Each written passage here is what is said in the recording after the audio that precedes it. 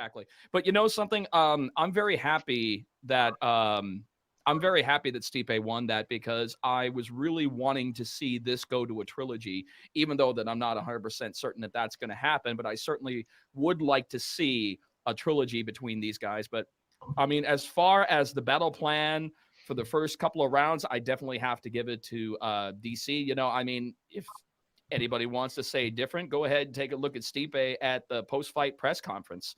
Yeah. You know, I mean, he looked like a banged up piece of meat, man, and he Yeah. was losing that fight. And, you know, unfortunately, he fell victim to something that a lot of UFC greats unfortunately happened. He got caught. And that's just what happens. He got caught, and he had to remember that Stipe has superior striking skills. Plus, also he like you were saying, Tom, that he was finding his range. You have to remember that Stipe is 6'4", Yeah. as Very opposed to big man. DC, who's a solid 5'11". So Mhm. he, you know, I mean, it didn't take him out that long after that to actually realize, wait a minute, I have got a massive reach on this guy. I'm just really amazed that DC at one point didn't switch and go back to his world-class wrestling, which he's most well known for. But at the same point, I understand where he was going because he really wants to end up. I know. I agree. I totally agree. I really think that he should have used more ground game, of which he's most synonymous for. But the problem is that because he's in the heavyweight division right now, he's being pushed so much to be a striker's fighter. You know, he's out there improving his game. I mean, his striking game has massively improved ever since that he first won the heavyweight title. So therefore, you know, his striking game is there, but Stipe's is better. And just he was getting outpointed. He got caught. The fight's over, you know, and he's not making any excuses. But I do think that there's some validity to not listening to your corner. And I'm going to be honest with you, when it comes to the voices of a fighter, the only voices that you should be hearing are your corner.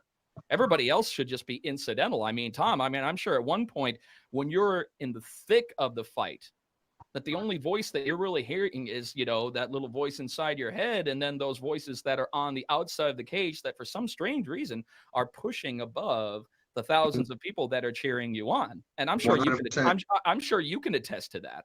100%. Absolutely. It's like it's almost like your brain. It's almost like the weeks and the weeks of training in your corner and your coach always being outside the cage cornering you, and you always just listening for that one voice and that one whisper. And you, just like you were saying, there can be thousands of people screaming your name, but you will always hear. I always hear him. It never fails. He's the one voice that I will always hear. It's always right there. Yeah, it's as a fighter and as a coach, you have to have that relationship and that ability to hear each other, not only to hear each other, but to be able to communicate properly, and be honest with each other. It goes a long way. And I think that, I think that Stipe just, I think he did a lot of people proud. And like I said, he realized what it takes to compete at such a high level, and he rose to the occasion. He went out there and he performed immaculately. He did. Thanks to the people that he had in his corner, no doubt about it. Not only that, he weathered the storm. And I'm gonna tell you that right there. I mean, that's more than half the battle right there. I mean, if you can weather the storm against a world-class, you know, once in a lifetime athlete like DC, then that shows what an elite athlete that you are in yourself. And not only you can dish it out, but you can take it against somebody who's really found their striking game ever since coming into the heavyweight division. But I still don't understand. I think he should have switched, and I think that he should have gone to wrestling. If he had done that, he would have won the fight. Well, let's talk about that. No Filter MMA, Stipe has great wrestling. Now, I'd like to ask specifically about that. Maybe it was round 3 or 4, I don't quite remember, where not only did Stipe defend one of Daniel's takedowns, he took him down. Yes. Now, That was the third round. Was it the third Fourth round? round was all body shots. The fourth round was literally jab, hook to the body, hook to the body, slip. What does that do? Fourth round was all body shots. Yeah, well, that's true. What does that do to somebody's confidence, especially, you know, the high-level grappler that DC is, and that it is a strong point. And not only did he defend one of your takedowns, but he just took you down. Like that, you know, you're in the middle of a dogfight, and you just did supposedly your strong suit and it didn't work. What does that do to your confidence level? I can tell you I mean, obviously I'm not a great grappler, but I've never been known for my grappling. I've always been known for my striking, and I can tell you that when I get into MMA fights where I'm suddenly forced to think about the ground game as an option, it messes me up because I'm known for throwing my hands. I'm known for boxing and for knocking people out and then getting taken down and submitting people. But I've never been known for wrestling or grappling or getting takedowns or anything like that. I've shot 3 times in my entire MMA career. All 3 times because I got punched or I got kicked so goddamn hard I didn't know where I was. And I just went back to middle school wrestling and just dove for legs. But when you are doing what you are known for, what you're best at, and it's not working, it's absolutely demoralizing. It makes you second guess everything, and it's not just it's not just like an immediate like second guessing of the situation. It's you're going back over the 8 weeks of training camp. Like I didn't do this, I didn't do that, I didn't do that, and that just compiles. And when you're a guy like DC who's wrestled the world and won, and you get a guy, you know, who's a little bit bigger than you and a little bit stronger than you, and he does to you what everybody expected you to do to him. Yeah. It can mess you up, especially when you got an ego like DC, you know? The guy is, for the last couple of months, he's been on top of the world. His head's been bigger than his body can sustain, and I think it finally caught up to him. Does there have to be a number 3? Hey, has anybody seen Inglourious Bastards? Yes. Yes, of course. Do you remember the scene where that's where he caught him? Right? Is it this one? Where's my hand? This guy. Is the German. This is the German 3. That's German. That's German American. 3. Yes. Yes. Yeah, he did that. Anyway, does there have to be a number 3? Does there have to be a 3? This is the wrestler's baseball. 3. Okay. That's the wrestler's 3 right there. We'll yeah. take it. I think so. I think so because, you know, Stipe does have a good wrestling pedigree. I mean, he's not just all about striking. I mean, he's an all-around athlete. I would love to see these guys match up one more time because I always feel when there's a rubber match, something has to be proven overall, especially when you come to the egos of the both of them. I mean, Stipe's not exactly the most humble person all around. He's got an ego of his own. Sure. And DC, you know, DC knows what he brings to the table. And as long as it's not John Jones, he's doing just fine. You know, Yep. But I mean, that's the truth. I mean, that's just the truth. But I absolutely believe that we should have a third one because I don't like leaving things unfinished because it always begs the question, who is going to be the overall over these two? And that's what the fans are going to eventually think. They're not going to maybe think it immediately because they're still processing what happened. But over time, enough months pass and this gets revisited. People are going to start to say, I want to see it one more time. We've got one apiece.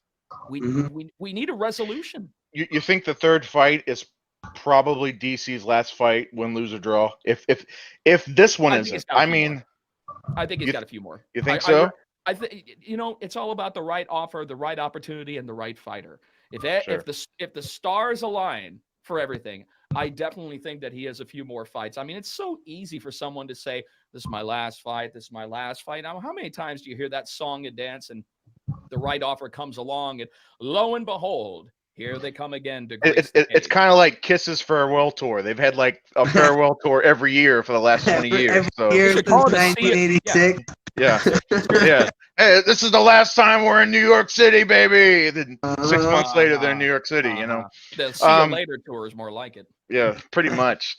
So obviously, there's that trilogy. Then, of course, with DC losing, it kind of really knocks the whole Jones DC thing. Really, I'm not interested in that. I'm not as interested in that as I am with Stipe.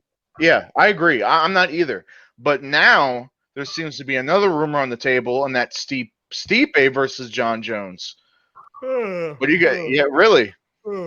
Not interested. No. Honestly, the one around the rumor mill that's being thrown around right now, which I definitely think would be a bigger money fight, is Jones and Lesnar.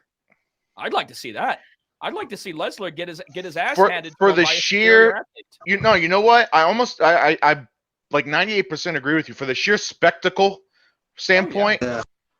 That's Fuck got it. money. You know That's what? got money all over it. Let these guys, let USADA take a fucking month off.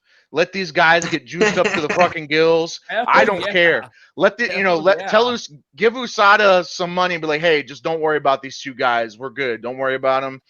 Let Lesnar get juiced up to the fucking gills. Oh Throw man. these guys in a cage. Lock the doors and just see what the hell happens. Chances are we know what's going to happen, but I think the idea of what if Lesnar grabs a hold of him? What if? I don't know. Well, it's the same shit like what happened with Mayweather and McGregor. What if Connor catches him? Yeah. I mean, it's not even the most interesting fight technically. I mean, No. compared to other people that would probably put on a much better fight. But for the sake of money fights, there are certain personalities that it's important to match them up for a good payday all Agreed. throughout for the fighters, for the UFC, and I mean, it's got money making potential bonanza, and that's exactly what the sport needs. Sometimes it doesn't necessarily have to be a 100% legitimate fight. That's why they call it prize fight, because the prize is that big dough. Let them fight. Absolutely. Tom, who would you rather see if you could pick one right now? If you could pick the DC Stipe number 3 match, Stipe John Jones match, Jones Lesnar. If you could only have one of those three, what would you pick? If I could only have one of the three, it'd have to be the trilogy. Okay.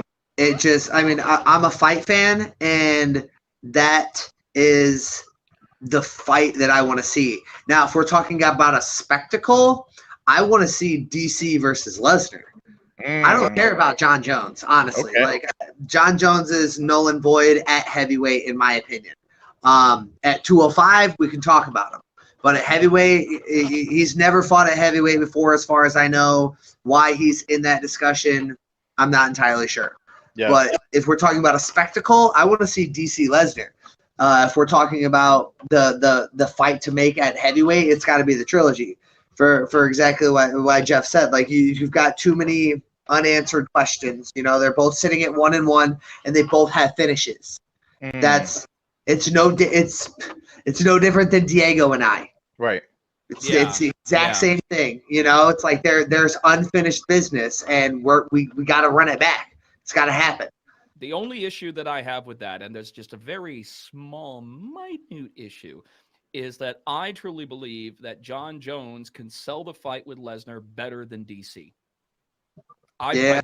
I truly believe that. I because agree. when John, Yeah. what you I have to agree. think about it, when the marketing muscle really gets behind John Jones, he can't be stopped. Right. Outside of maybe a few others like Conor McGregor, there are certain key marquee fighters that once the UFC decides, okay, we're going to put our marketing muscle to the max behind this guy, I believe Jones can push it further than DC could in that fight.